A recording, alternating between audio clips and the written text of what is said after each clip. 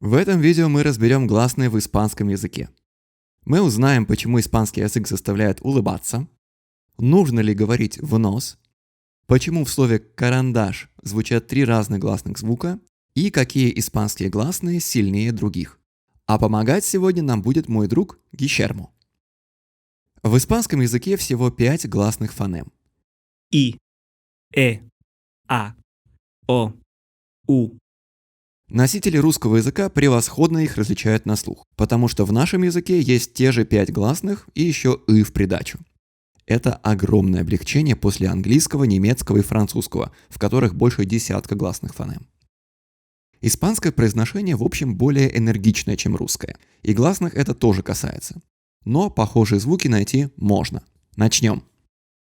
В испанском языке есть 2 передние гласные. Звук И, миль, похож на русский «и» под ударением, как в слове «миля». миль, Миля. Гласный песо, похож на русский «э» под ударением, как в слове «песо». песо, Песо.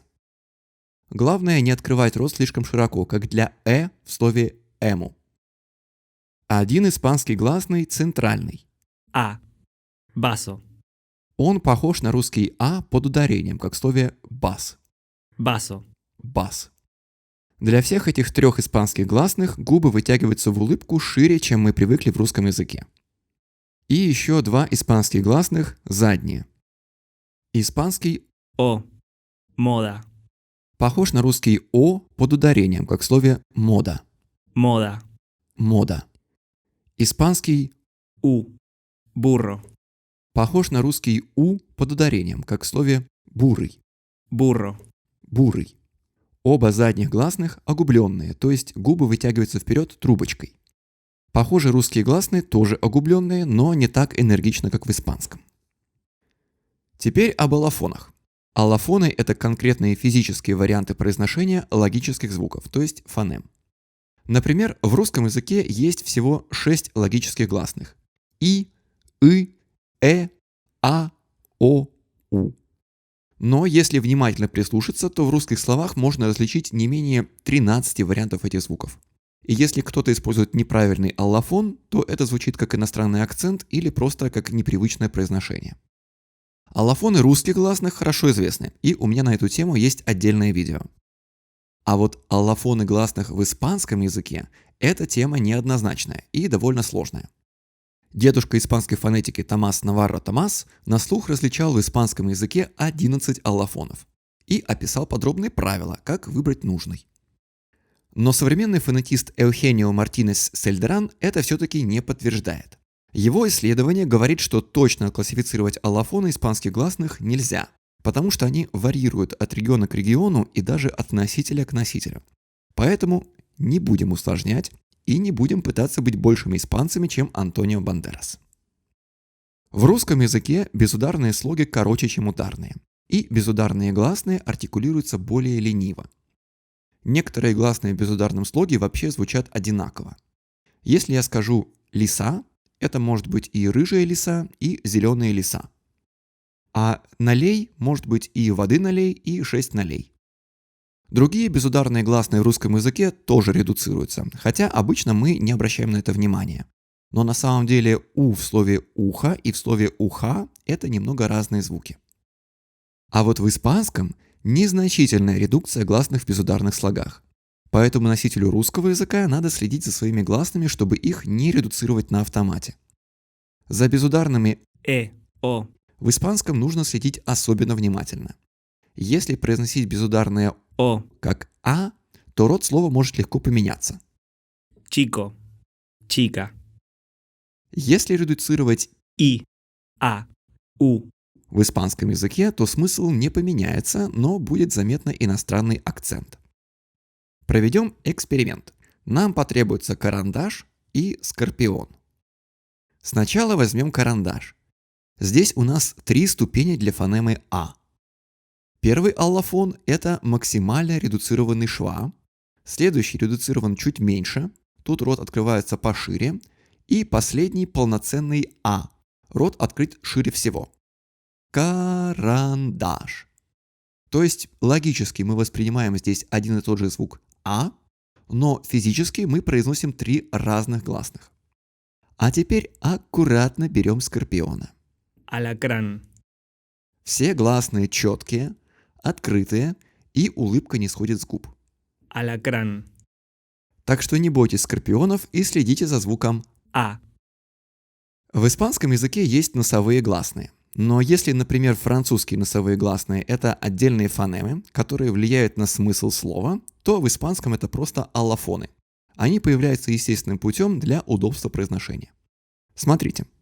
Когда мы произносим такие согласные, как «н» или «м», у нас опускается мягкое небо. Воздух попадает в нос, и носовая полость тоже начинает резонировать. Поэтому эти согласные называются носовыми. Их можно петь с закрытым ртом, а воздух будет выходить через нос. Приложите ладонь к ноздрям и потяните. Чувствуете воздух? Если после испанского гласного сразу идет носовой согласный, то мягкое небо может опускаться заранее. Поэтому сам гласный тоже становится носовым. Точнее говоря, назализация будет в 2 случаях. Первый. Гласный зажат между 2 носовых согласных. Mina. Menos. Mano. Mono. Второй. После гласного идет носовой согласный в закрытом слоге. Cinco. Entrada. Andes. Balón. Nunca. В испанском языке есть дифтонги, то есть такие сочетания 2 гласных, которые произносятся слитно, как один слог. Каждый испанский дифтонг – это сочетание 2 отдельных гласных фонем, то есть логически он воспринимается как 2 отдельных звука. В этом, кстати, отличие от английского языка, где каждый дифтонг – это отдельная фонема.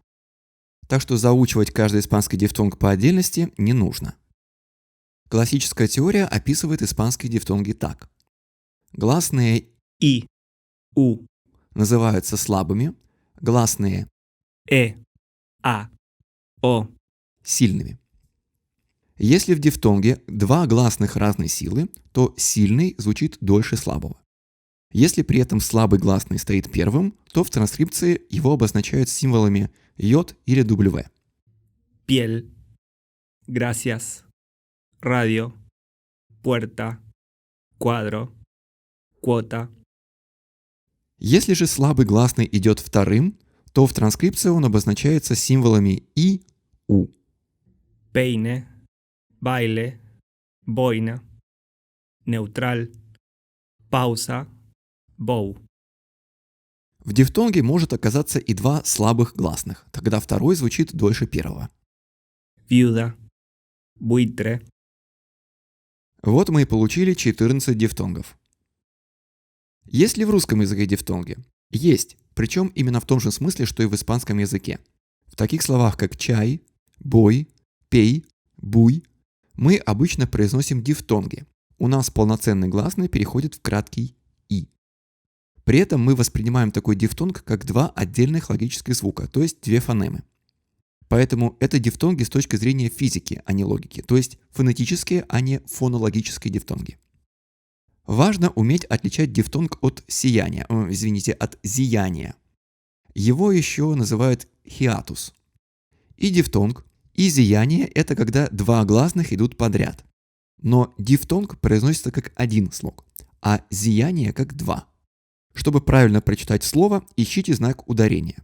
Если над слабым гласным стоит ударение, то это зияние, а если нет, то дифтонг. Baile. Maíz. Cuota. Grúa. В словах Yo. Coyote. Mayo. дифтонгов нет. В них буква Y обозначает особую согласную фонему «й», специфическую для испанского языка. Это очень хитрая фонема, и у нас о ней будет отдельный разговор. Подведем итоги. В испанском языке всего 5 гласных фонем. I. E. A. O. U. В отличие от русского языка, они звучат четко даже без ударения. Chico. Chica. Из-за контакта с носовыми согласными испанский гласный тоже может становиться носовым. Mono. 2 гласных могут идти подряд. При этом они могут произноситься и как один слог, это дифтонг, baile, и как два, это зияние.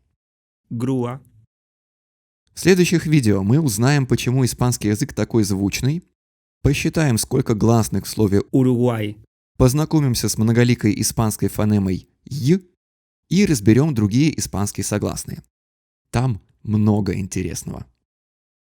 Изучайте фонетику.